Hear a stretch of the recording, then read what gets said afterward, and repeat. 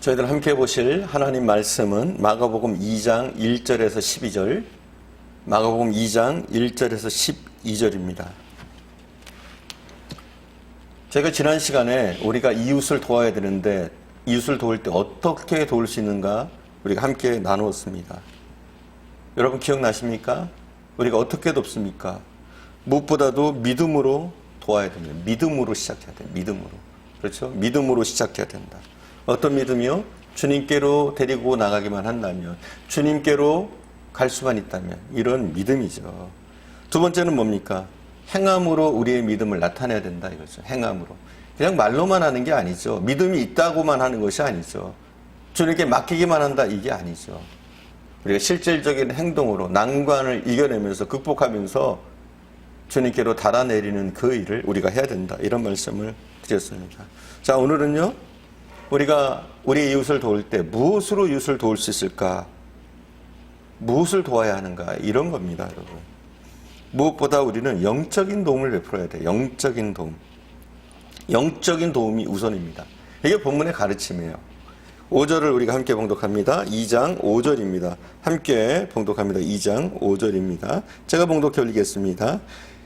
예수께서 그들의 믿음을 보시고 중풍병자에게 이르시되 작은 자야 내 죄사함을 받았느니라 하시니 아멘.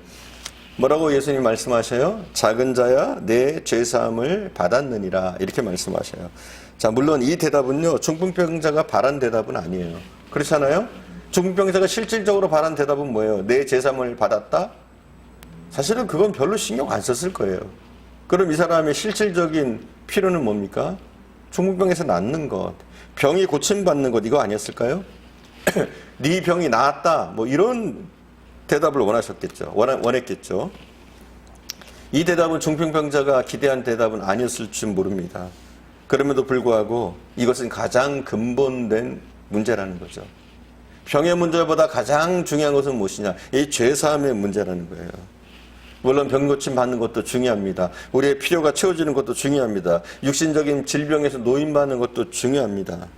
그러나 주님은 우리에게 필요한 더 근본적인 필요에 대해서 말씀하고 계십니다. 그 필요가 뭡니까? 죄사함이에요. 여러분, 죄사함이 우리 인간에게 필요한 가장 절실한 필요인 줄 여러분 믿으십니까? 인생의 불행이 어디서 왔을까요? 인생의 허무가 어디서 왔을까요? 왜 인생이 방황할까요? 사실은 죄 문제예요. 죄에서 시작되는 거예요. 죄 때문입니다. 그래서 성경은 죄의 삭은 사망이라고 해요.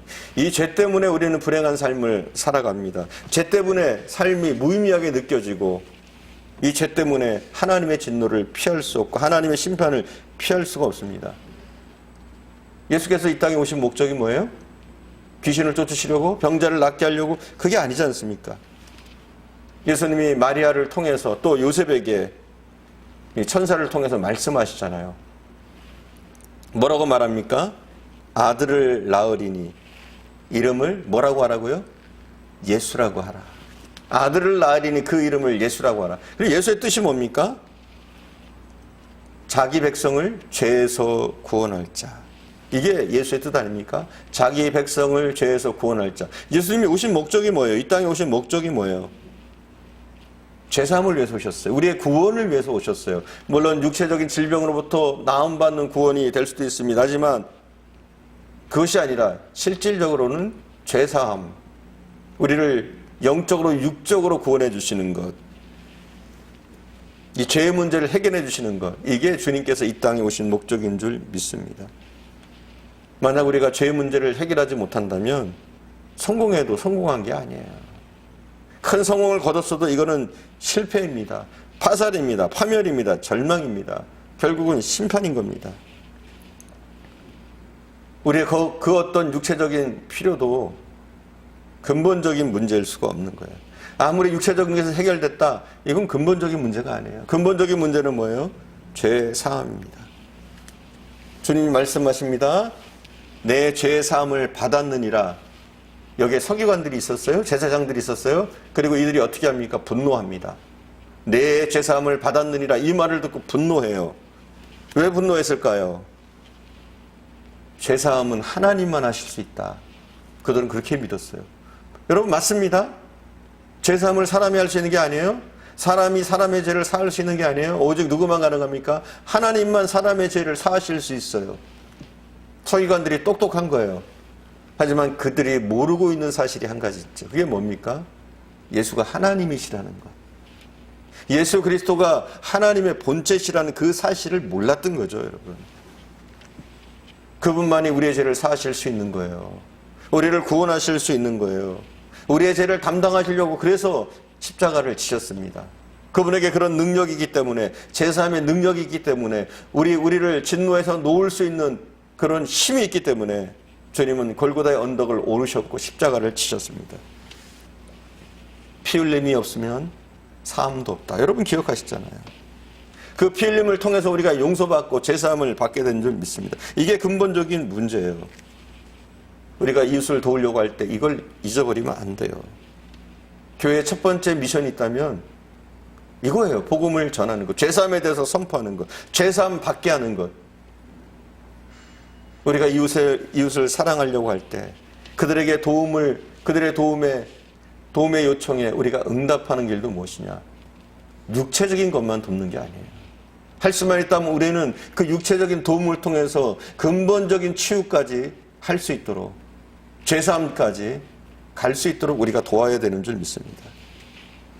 그렇습니다. 영적인 것 중요합니다. 그리고 우리 크리스찬들이 간과하지 말아야 될 것이 무엇이냐면 육체적인 필요도 중요하다는 거예요, 여러분.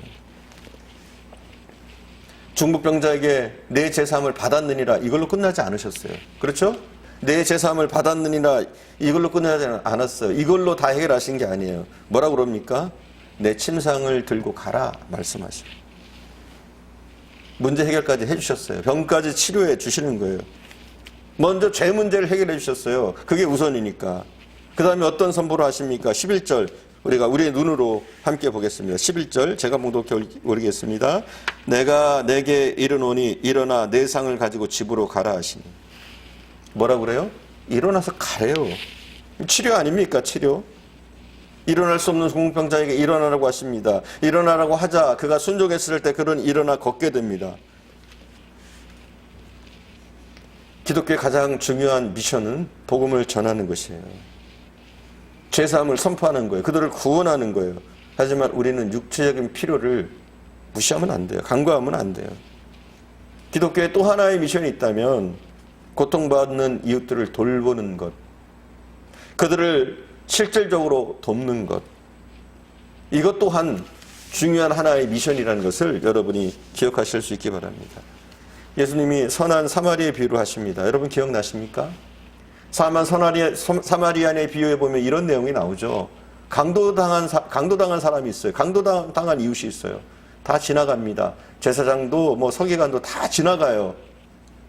나름대로 신앙에 있다는 모든 사람들이 다 지나가는데 당시에 이방인이었던 사마리아인이 이 강도당한 사람을 돕습니다. 어떻게 돕나요? 어떻게 도왔어요, 여러분? 실질적으로 도왔어요. 어떻게 해요? 먼저 상처를 싸맵니다. 그렇죠? 상처만 싸매는 것으로 끝난 게 아니에요. 그를 데리고 주막으로 갑니다. 그리고 어떻게 해요?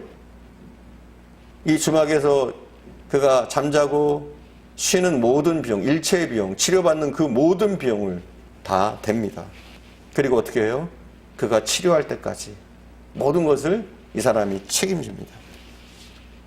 예수님이 이 사마리아인을 칭찬하십니다. 이 사마리아 행동을 칭찬하십니다. 그리고 뭐라고 말씀하시냐? 가서 너희도 이와 같이 하라 말씀하셔요. 여러분 그래요. 믿음이 있노라 하고 행하지 않으면 아무 소용이 없어요. 우리 그리스도인들이 잊지 말아야 될 소명이 있다면 우리 이웃을 사랑하고 그 사랑을 실천하는 것인 줄 믿습니다. 이것이 또 하나의 우리의 소명이라는 것을, 사명이라는 것을 잊지 마시기 바랍니다.